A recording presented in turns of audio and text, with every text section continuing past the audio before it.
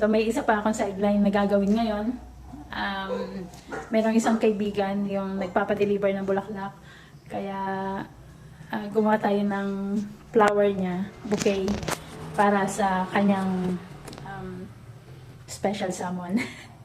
So bukod sa property na binebenta namin sa mga sideline na online, ito yung isa ko pang sideline, yung gumagawa kami ng flower at dinideliver na rin. Ayan. So ito yung isang sideline na ginagawa ko. So pakita ko sa inyo kung ano yung itsura ng ginawa kong bulaklak na i-deliver ngayon. Ito siya. Ikon lang natin para makita nyo siyang buo. So ayan siya. Roses. Tapos meron siyang dalawang malaking chocolate na i-deliver natin mamaya dun sa kanyang special someone. So makikita nyo. Ayan yung flower.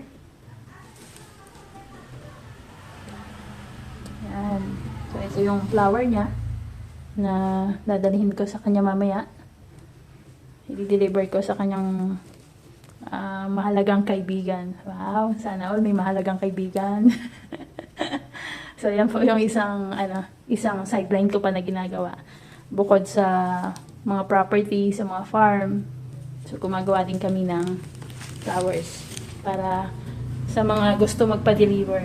So package, 24 pieces na rose plus yung chocolate na kasama. 2.5 po yan, kasama na delivery.